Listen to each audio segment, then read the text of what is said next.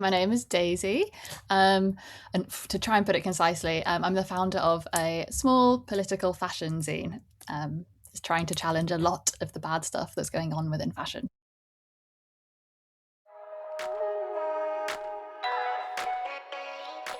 I think I should have been embodying those things more as well. I think especially the no apologies, that's something I've definitely had to really learn and force myself to actually not be apologetic. I don't know if it's something about being a woman and trying to be like a founder, but a lot of like feeling like I have to explain myself, a lot of that imposter syndrome. I feel like it's a shame a lot of people experience it, but I've definitely had moments where I've almost like thought I'm not good enough, basically. So I'm trying to overcome that.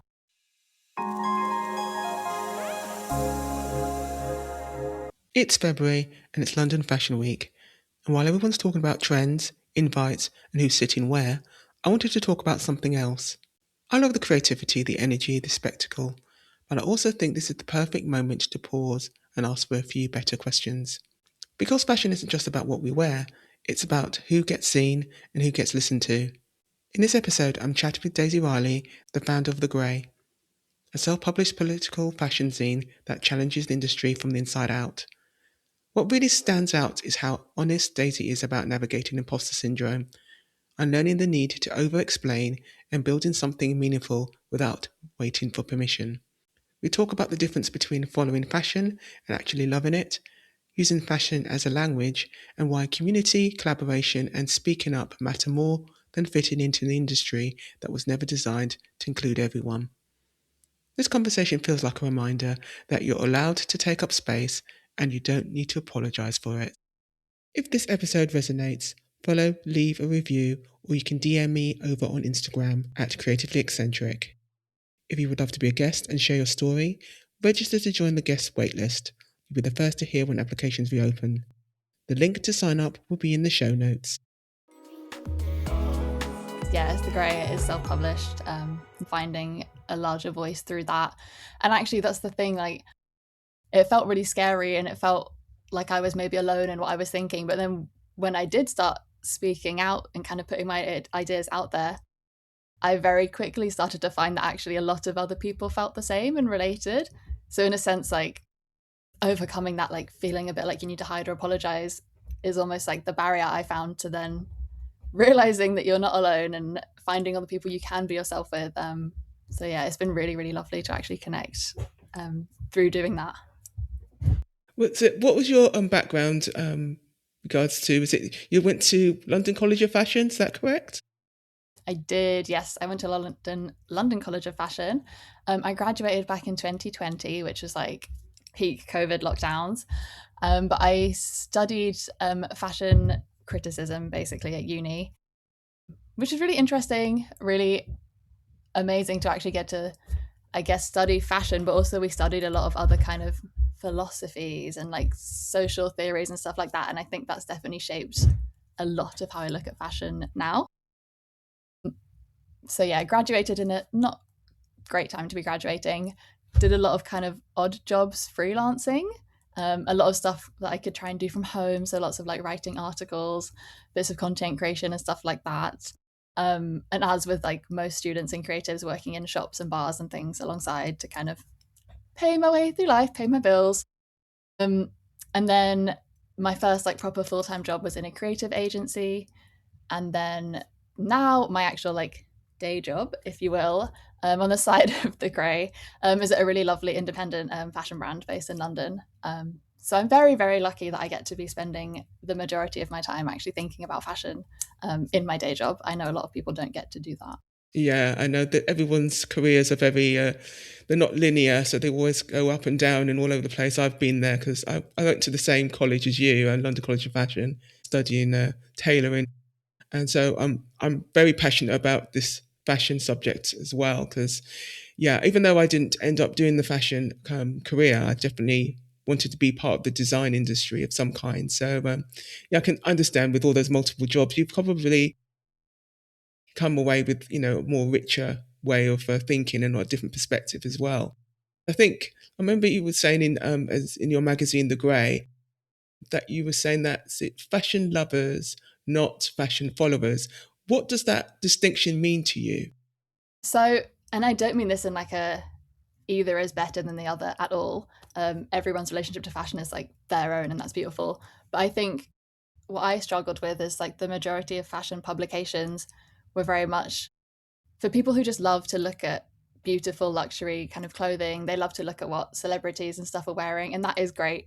And it's a very important part of fashion. Um, but it's the people who kind of follow fashion, I guess. Um, and I think there's a really amazing, interesting other side to fashion, which is the people that like love the little details of it, like the people who will geek out over like the history of a certain button shape or something. Do you know, like those people who really just like live and breathe all the little details, the history. And I didn't really think there was any fashion media that was really talking about those things. So I kind of wanted to, in part, fill that gap and actually dig into some of those things, and also look at it from that like more critical societal view, because it's so interesting from that perspective as well. Like I always kind of think of fashion as a bit of like a universal language. Like if you do love it and you want to read into it and think about what it all means and where it all came from, it just tells you so much about people. So that's kind of what I mean by that statement. Yeah, definitely, because fashion can go in many directions, and I think you can just tell when people aren't passionate about something. And I think maybe that's probably why you started your magazine, your newspaper, and your publication to get out there. And I think you do other things as well, don't you? You do events, and with similar kind of, you draw in that crowd of people who are definitely passionate and not followers. So, and I've also been interested in kind of self-publication, and was been fascinated with it as well. Um, so, is it stocked in independent bookshops as well? And do you prefer the digital method, or do you prefer physical print? I think personally, I do love physical print. I wouldn't. I mean, there's a lot going for and against both. Um, I wouldn't say one is necessarily better than the other, but there is something really lovely about putting your work down on paper and like physically almost manifesting it and like taking up physical space in the physical world. Um, I think a lot of information on the internet can be quite clickbaity or even like fully fake news or just kind of a really brief summary of something that's trending. And with physical, a lot of the time, not always, but because it takes time to print, like you have to kind of research longer in advance, plan longer in advance. It just quite often can feel like a more meaningful and more thought through kind of journalism practice. And also when it's beautifully done, it's such a nice thing to have and keep and like have on your table. Yeah, I don't blame you, because I've got quite a lot of Yeah. reference books as well. And I know this is a bit sad, and you probably could relate to this. I just love smelling the print and the texture. Yeah. It's like a very Yeah. sensual feeling of touching the pages. Anytime that first initial open of the editorial, it's just there's nothing like it. Don't get me wrong. Yes, like you say, digital has its place, but the physical kind of, you feel more a part of the process, even though you didn't create that magazine. You kind of feel like that first initial burst of energy is really, really interesting to me. So, also about the fashion side of things, sometimes we could say a bit frivolous to some people or a bit brutal. What did you realize the first you realized you wanted to challenge that narrative rather than participating in that way of thinking of the fashion industry? I think I'm gonna go way back now and do like a life history. So like I have an identical twin sister. So for us, like I think from being like babies almost, our parents were like, no, we're gonna dress you individually, you're different people. And we took that on, and then we both love fashion and like work in fashion now. So I think fashion was always something that was about deeper things, I guess, to both of us. I think with that background of like growing up with fashion as kind of my only way to differentiate myself. Like she has literally my face and my voice and everything. When I started studying it and working in it, I was actually just like so disappointed and disillusioned, and like it just wasn't everything it was built up to be. And the longer I was working in shops or like doing this internship or this unpaid this and that, like day on day, it was just like more and more disappointment and more anger. Um, and then I think graduating into COVID, looking at the fashion industry's reaction to everything that was going on in 2020, it was almost just like a boiling point. Just like, this is just not good enough. And I can't find anyone who is doing it the right way. I'm just going to start doing it, basically. Yeah, and see where it goes. You definitely sound like you've got very a determination, proactive, don't let wait things come to you kind of attitude. And it sounds like by doing this publication, you're, is it the second edition you're on now? In addition, yeah. Oh, congratulations. Thank you. And there must be so many moving parts to that. So, um, any tips on if someone wanted to create their own magazine? Anything you've learned on the way, what you would do, what you might do now differently? Definitely have learned a lot, like even little tiny things. Like I was like, oh, we're going to hand bind all of the editions of the first issue. That took like months. Like it was such a wrong decision. But I think kind of bigger learnings. I mean, number one, it probably sounds really obvious, but just like collaborating, finding people you trust and whose creativity gets you feeling creative and excited. Like I'm quite bad for sometimes working in isolation a little bit, and it's just not it's not as fun, it's not as good. Your ideas are better when you can bounce them off each other, and get excited about things. And also, like, fashion is very notorious for kind of burnout culture, and I don't want to like be part of that and contribute to that and promote that. um and then I guess one other, it's probably not even a tip, but to just start and like just put your work out there. um I know a lot of creatives are perfectionists and want to put out like their best possible work, but also if you sit on something forever, like you will never get where you want to go with it because you won't show anyone.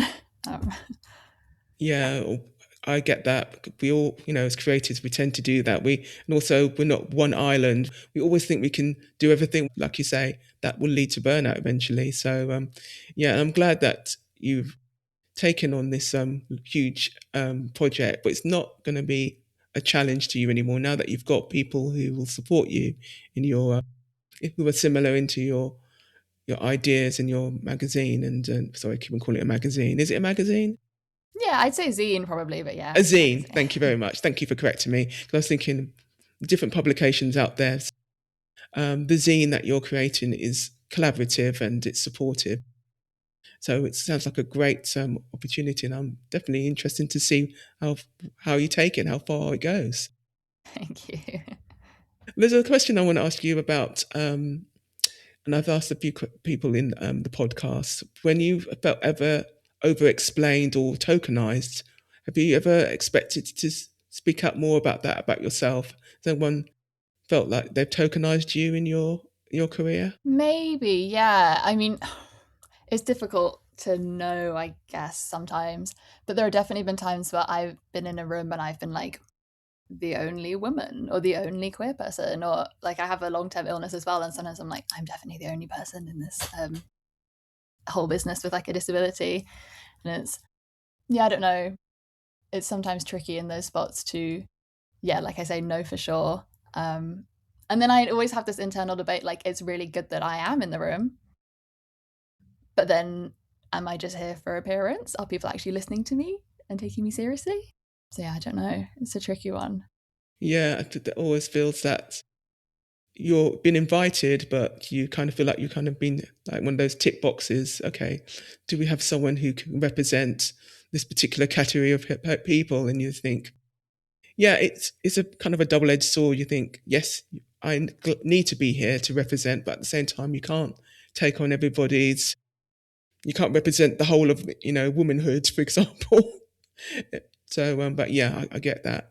Um, I think so many people feel fashion isn't for them. Who do you think fashion historically has been for, and who has actually, actually actively pushed them out? Oh, that is such a great question. Yeah, I think fashion as an industry is almost like leads into its own bad image. Like it loves the exclusivity, and I really hate that about it. Um, I guess, well, it's for everyone. Like we all wear clothes. If you actually get down to it, like it should be for everyone.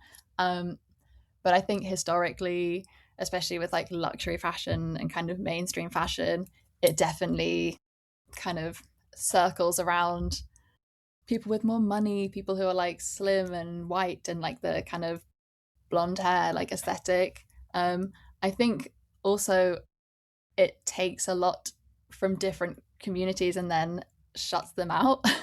So like with different trends and aesthetics, so often like with not crediting people, not paying people, also just the whole vibe of appropriation of like, we're going to do this and it's fashion, you're going to do it, and like we don't want that, we won't accept it.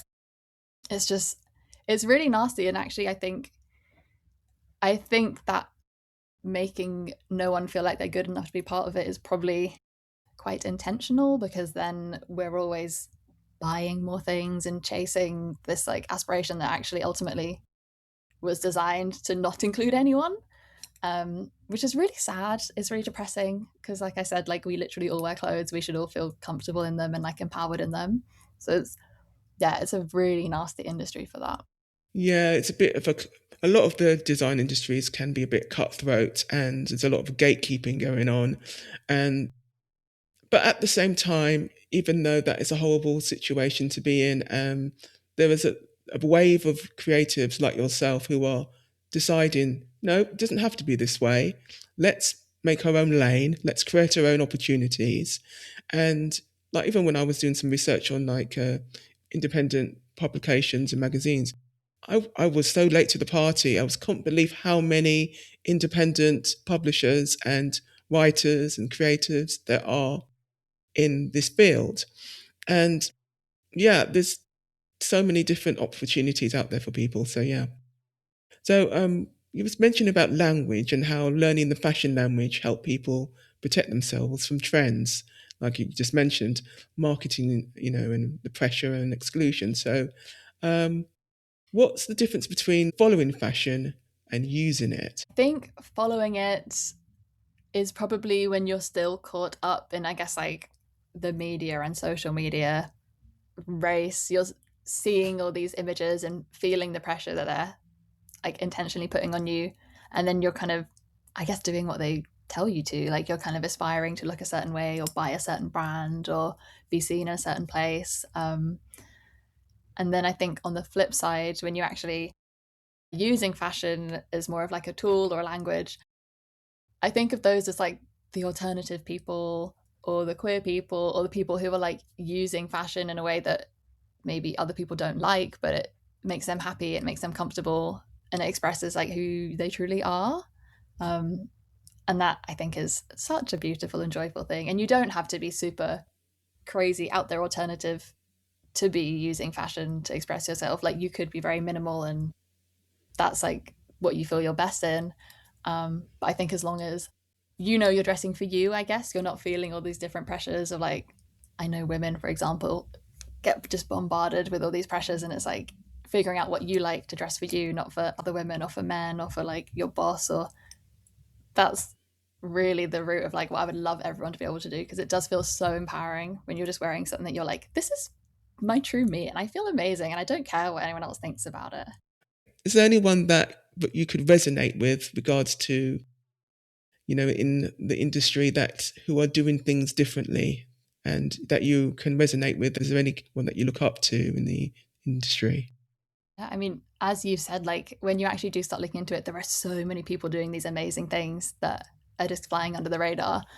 So I probably have like endless people I could list. So there is one, it's a duo of two friends actually, but they're called like Alterist, and they organize kind of community and sustainable fashion pop-ups around London. So it'll feature loads of different independent designers who all work with like sustainable materials and dead stock materials and reworking, which A is amazing to be completely this like sustainable marketplace. But also the way they organize is very much the antithesis of the very exclusive kind of not for you fashion. They do these really amazing pop-ups with like interactive workshops and are so friendly and have DJs. And like when I first met them before I'd done any markets or anything with them, it's just immediately like, hi, welcome, like what do you do? Just like really happy to meet other creatives. No sense of like being competitive or exclusive or anything. And that's amazing. So I love them. Yeah, it sounds like it's not just a case can you walk the walk, talk the talk. It's all right to having this facade of pro this and we're kind of environmentally sustainable, but you don't actually communicate and that in real life, you can easily put this facade on. And it sounds like those are the type of people that hopefully you can collaborate with. And I'll link their details in the description. So if anyone's interested in to finding out more about them. So brilliant. But yeah, I was saying about that people that inspire you. There's loads of creatives that, especially in the fashion industry, I love Alexander McQueen is one of my favorites. And I think he was one of those first designers who wasn't afraid to experiment. And but yeah, I know it was haute couture and it was expensive, and it was seems like it was a world away from everybody who could wear clothes. But I think he pushed the boundaries, and I think obviously we've got Vivienne Westwood who were very political, and but yeah, there's so many different artists out there in the past and present. So Yeah. No, they're love doing good both things. of them. British icons. Yeah, both did so much good and said so much with their designs. So yeah, Yeah, agree. and paved the way.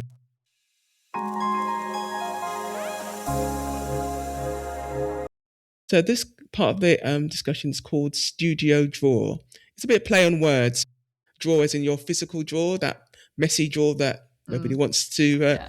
to Yeah. disclose and see. And also drawer as in creativity as well. What's the one thing you wish non-creatives understood about the work that you do? Okay. Oh, there's probably a lot of things. The one that comes to mind is, I guess, understanding that sometimes we're not being productive in the sense of creating output, but that doesn't mean we're not busy and we're not working and there's not like a lot of skill and thinking going on. Because I've definitely found that when I've been like stewing on an idea or researching or developing, sometimes people kind of don't think I'm doing anything.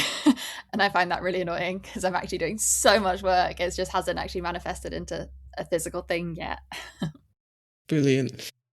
And I get that because it looks all great on the surface, but like that duck above water, little legs are Yeah, paddling agreed. underneath. Yeah. Another question for you. What's the most ridiculous thing in your studio or your workspace right now? And why is it there? Ridiculous thing.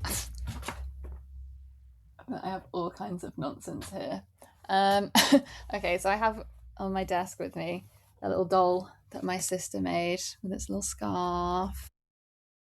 I think they're really quite cute and fashionable, and she made a bunch of them, and then I made them little accessories. And Oh, I just thought this one with its little cozy scarf was like really cute. So I've kept it to accompany oh. me. So a lovely gift. Yeah, Thank you for sharing it's that. fine. Okay, another question for you is what's the one thing about your creative process that other people might find surprising? Okay, I think some people are like solely creative. Some people are probably solely like logical, and I'm definitely somewhere in between. So my favorite part is obviously like the making and the writing, but I spend a lot of my time also doing like spreadsheets and writing lists and kind of planning what I'm doing. And I guess because I'm creating a business with it, it's not just for fun. Um, but I have a lot of creative friends that just cannot wrap their heads around how or why I'm doing that. But I find it's actually an important part of my process to like know what I'm doing before I get into it. Mm, excellent. And the last question for you is what's the weirdest source of inspiration you've ever used? That's so interesting. I feel like I get inspiration from absolutely everywhere, to be honest.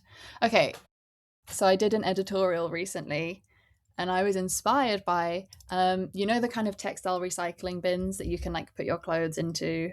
Um, there's basically one of them right outside my house, and there was a massive pile of clothes outside in front of it, just like slumped all in front of it. And that really got me thinking about A, it kind of looked quite interesting, but B, just like the sheer amount of clothes that must be being put in there every week that it's overflowing and just overconsumption.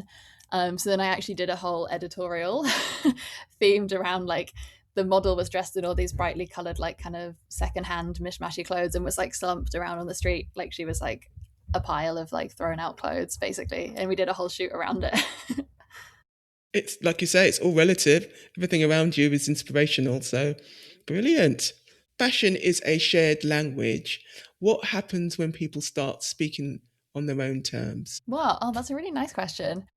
I guess that is kind of when it becomes like free speech, right? Like if fashion is a language, it's something that you can also kind of conform to and maybe use in the same way that people around you are using. So then it raises a question like, are you actually saying what you want to say? So then, yeah, I think when people do actually start using it to speak, that's like them finding their voice essentially. Anyone wanted to reach out to you and support you in your business, what are your social handles? How would they contact you, reach you? So on Instagram and TikTok, just the Grey Zine. But yeah, then from there you can find like my email if you want to submit or just say hi. You can go to our website if you want to buy anything or read anything. So yeah, socials is the place to start. Brilliant. And thank you very much, Daisy. This has been a wonderful conversation, and I probably wanted to go a bit further, but you know, so many hours of the day we can talk about this subject. But thank you very much for sharing it, and thank you very much. Oh, thank you so much. They're all such interesting questions. I love to get the opportunity to talk to someone else that's interested in these kind of things. So it's been really nice.